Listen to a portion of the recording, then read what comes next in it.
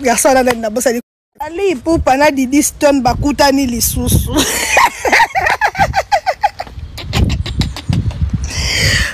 La légende de Fally Ipupa a encore rencontré Didi Stone na vente aux enchères. Il y a garçon là na bossa di Kombonga et Baba Wesh Milité. Mesdames et messieurs, bonjour. Aujourd'hui, je vous salue. Je me sens mieux. Fally Ipupa a encore rencontré Didi Stone. Mais attention, attention. Ils ont encore tiré une photo. Ils ont encore fait une photo. Hey! Pépé, mais attention.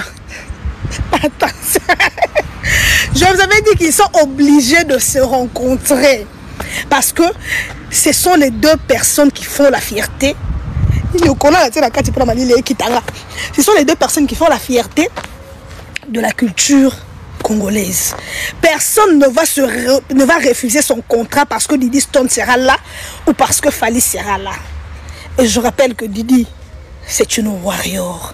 Nous l'aimons comme une petite sœur parce que c'est l'enfant de notre bébé. Qu'on ait de problèmes ou non, ça reste la famille. Et que le papa doit supporter qu'on est en famille. Même quand on a des problèmes, quand on se voit, on doit se dire bonjour. Quand on se voit, on doit se saluer. Quand on se voit, on doit se dire ma petite soeur, bonjour, comment ça va? Que le papa ait ses apaisements. Mais attention. Je me sens mieux aujourd'hui, je me sens mieux. Les warriors, je me sens mieux. Les abakouk, je me sens mieux. Même les golas qui sont abonnés ici, je me sens mieux. Dieu est bon. Dieu est bon, je me sens mieux. Et à vous aussi, qui ne m'aimez pas, regardez la bonté de Dieu. Je me sens mieux aujourd'hui. Fally. La place que va kenda baya. Yo maman malamu. Maman CC, maman Mokondi. Oko sangisa bana. Bien beau, merci maman. Mais Fandi ça bango ba vanda kana basukula na piscine bino nyonso. Bobi maka cuisine moko boko taka ba toilette pese belé. Bo sukula ndako moko bino nyonso. Poto ndimo za maman mo santo.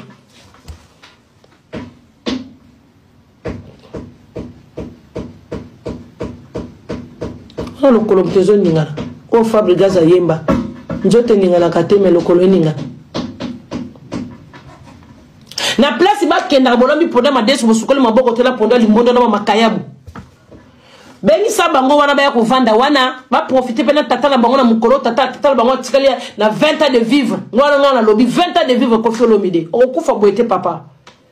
Fo mona ba koko ba Didi Stone. Ba vanda na tata na bango. Mino profiter na tata na ete. Cha vanda na ndako wana. Ba o nyoso basala ba o ko lo continue ba o ba po yoso so kanga o ba danser ba bota. Yoso mona bango te makila kanga be moko.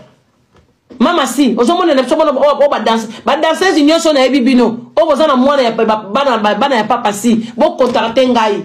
Mama bobota koti na libala. Ko banga lisusu te danser o kendanga na zemi musika. Oboye ko yebisa na papa no ki papa ko kokate. Yaka contacter ngai. Tozu mwasi na biso ya bien mama si. O azo sangse na biso bana. Na bana oya ba dansezi na bana o ba abandona na o papa na biso papa si yebaka te tozo la récréation ba benga ngo en français tozo recruter bana bana nyoso ya papa si ba mama nyoso ya ba dansezi o bo kenda na ba zemi ba mama mususu bo zala na ba dansezi te o bo banga ke ba ko wanga na biso tozo na niveau te boya mama si azo recruter bana. Madame en français, azo retriqué. Maman ça azo retriqué les biso bana moi ça malamu elibala yaya. Eh yango pour profiter. Bon ça na ngole bemba kester te kester a kufi bana musuba wuti na lufu, bana musuba wuti na matandiki bala, bana musuba wuti na masimanimba. Bazo héritage te. Ndaka wana te. La place que ba kenda ba ya. Yo maman Nzumba la famille. Boya to solo la manque. Et bon, on va la course, donc il faut ça. Cindy a bloqué. Cindy a bloqué. N'expliquez bien, côté Nini, Cindy a zobi ma pena moussouamba, Kalenga, L'échec numéro 00. Yo sende. Na degré à qui star. Na degré à qui star. Na degré à koye bana. Oh yo sende oye bani. On voit chance à koye bana. Yo kozala kamana to ki na kotala kino video o mutu boya finga video o mutu boya finga video mutu boya selinga boye ezo swaka yo okoma ko bloka bato kwa basoso star azaka bongo te star azaka bongo te yo mo ezeka fali a bloka bato vu que oza na insécurité moko ke non ozo ke na kotala ka ba video partout sika bazo finga yo ozo donc c'est que ozo se sentir coupable ya eloko moko boye yango ozo bloka ka bato ma chérie je te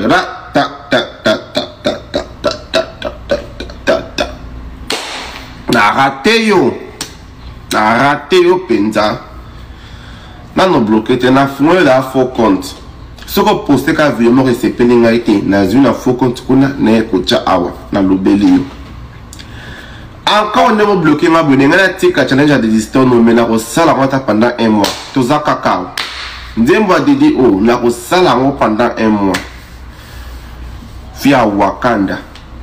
Je viens répondre à toutes les personnes qui m'insultent parce que je suis la demi-sœur de Didi Stone. Didi Stone, c'est ma sœur que j'aime beaucoup. Si je ne parle pas d'elle, c'est qui va parler d'elle, hein? De toute façon, c'est les histoires de notre famille, ça ne vous regarde pas. Bon, je viens répondre à toutes les personnes qui m'insultent parce que je suis la demi-sœur de Didi Stone. Didi Stone, c'est ma sœur que j'aime beaucoup. Si je ne parle pas d'elle, c'est qui va parler d'elle, hein? De toute façon, c'est les histoires de notre famille, ça ne vous regarde pas. Bon, je viens répondre à toutes les personnes qui m'insultent parce que je suis la demi-sœur de Didi Stone. Didi Stone, c'est ma sœur que j'aime beaucoup. Si je ne parle pas d'elle, c'est qui va parler d'elle, hein? De toute façon, c'est les histoires de notre famille, ça ne vous regarde pas. Bon, je viens répondre à toutes les personnes qui m'insultent parce que je suis la demi-sœur de Didi Stone. Didi Stone, c'est ma sœur que j'aime beaucoup. Si je ne parle pas d'elle, c'est qui va parler d'elle, hein?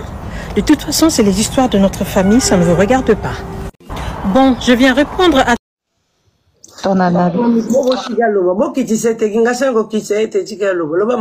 L'analyse que tu fais, c'est biaisé. Bonsoir. Mais bien sûr. Excuse-moi, je n'ai pas répondu. Bonsoir à toi aussi. Ça, ouais, bonsoir maman. Moi, je pense que vos analyses, c'est toujours biaisé parce que vous n'aimez pas Kofi, vous aimez beaucoup Didi Stone. Comment aimer l'enfant et n'aimer pas son parent? Tu peux stopper là, je te réponds s'il te plaît. Bien sûr. S'il vous plaît, pardon. Parce qu'on ne se connaît pas.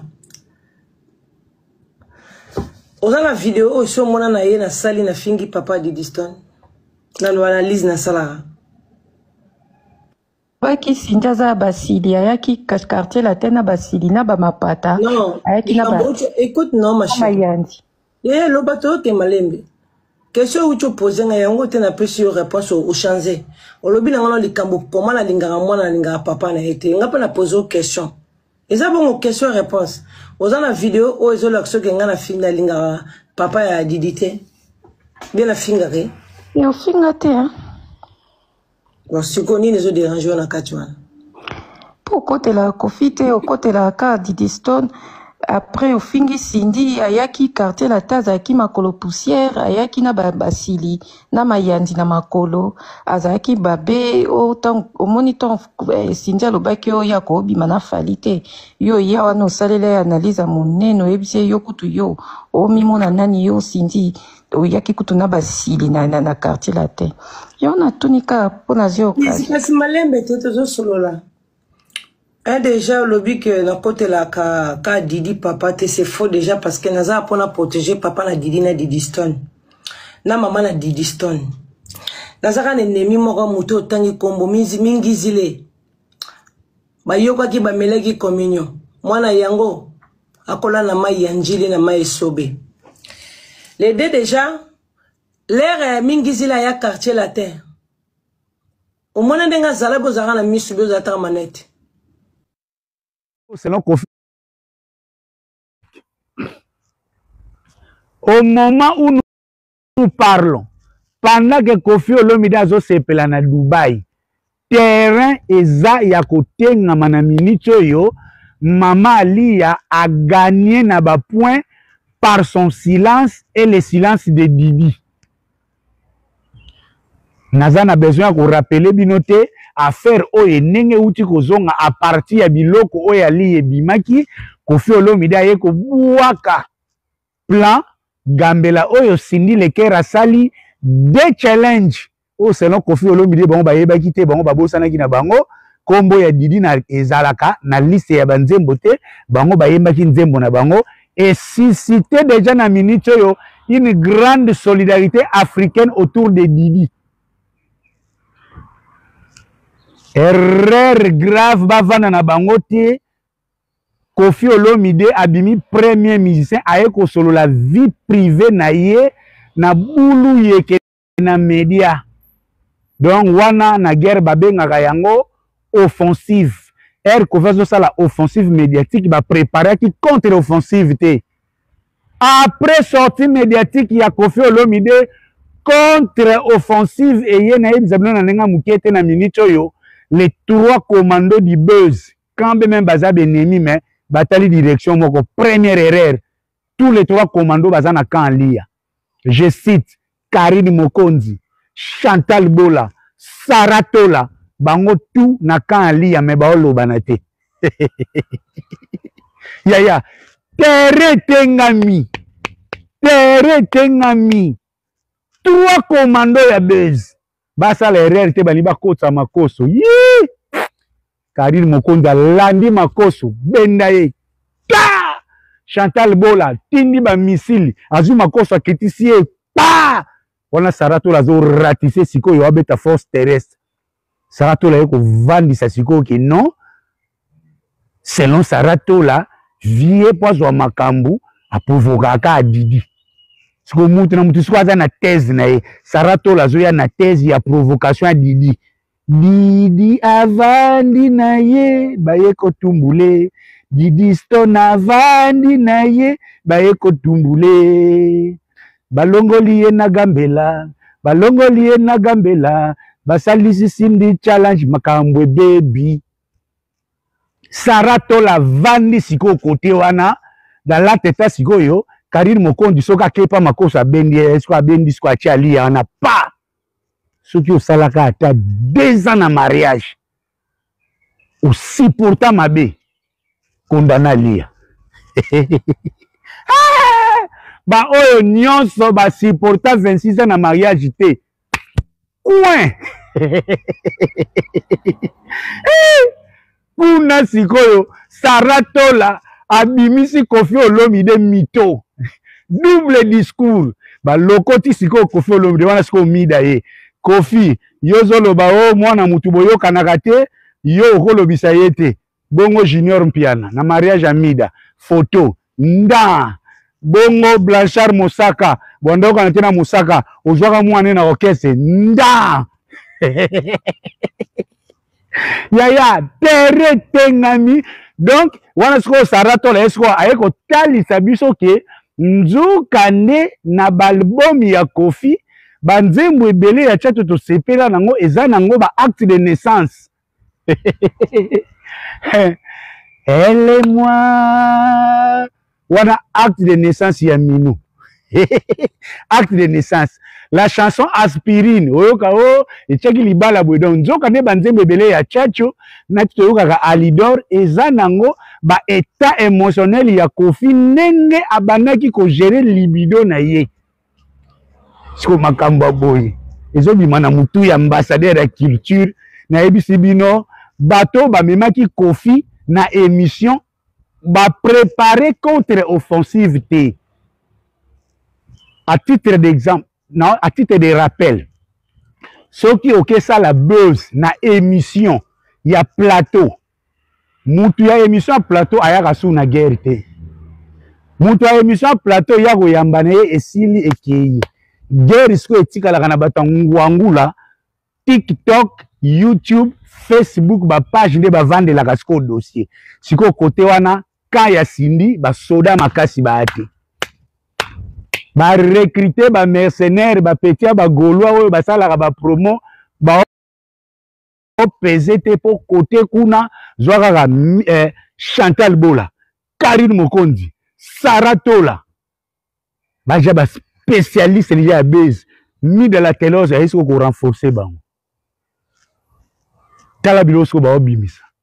Oh Kofi les rambo ngo lobaka aza danger na ko beta basi baki komi na ndako.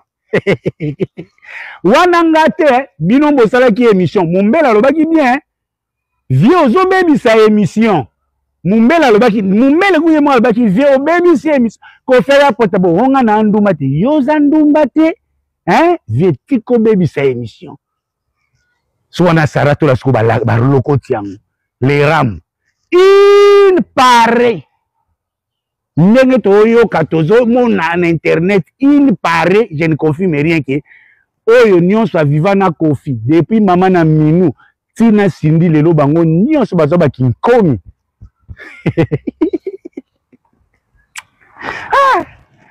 quand Kofi balingi baya babimisa aliya mwasi mabe akimaki yemta boma libala gode yaya Bakari Mokondi na basato la babimisi te Libala Godé Koufaki pour AC Milan. Donc, voici la situation médiatique na minitoyo Kofi sikoyo arosala nini arodenda ndenge nini l'avantage de Sindi l'avantage d'Ali ya de Didi ba loba te. Est-ce que Mamadi Faroya koloba Sandara Zade koloba tout roba koloba to Kofi akozonga susu yemoko aya kozongisa ba réponse ndenga mesani ko beta masola vie privée na ko répondre. Nous, on constate seulement que Mukolo Morote Ouera a beta lisolo Gisèle na TV. Mukolo Morote Fachi Beto a beta lisolo ya Gisèle Pelanaba audio Mama Denise na TV. Taboulei Abraham oya bota bane belé na musique Mukolo Morote avant na sabiso pourquoi Mbiliabel na festival na Fespam aboya kozwa fleur na ye. Chacun, il faut amener ma charge naïe, ce qui est sûr de cette polémique et bimi lelo, Kofi, mouta double discours, Lobby, Fali, grand chanteur, Lelo Ferré, grand chanteur. Lobby, Fali, numéro 1, Lelo Ferré, numéro 1. Donc, il y a des nazabou, so Kofi, singa tonton, promoter les meilleurs journalistes, na ba, yango ka okendo lobela yolo, yango ka okendo lobela Joma Tope, yango ka okendo lobela Mumbele, donc Kofi olombi na makambo ya bimi les corbeaux et renards. Donc Azana Malobaka, il a besoin de quelque chose au commis les meilleurs. Ceux qui bosa bien. Oh, ceux qui proposent pas de tapa na ye meilleur. Ceux qui proposent pas yo kanite Feli Limbe na commis meilleur. Donc makambo e bimi likolo ya leader aya kolobaka ba buzz familial na TV na mitoyo. Nous avons un grand artiste Oyo Lelo aza lapidé à cause de sa vie privée.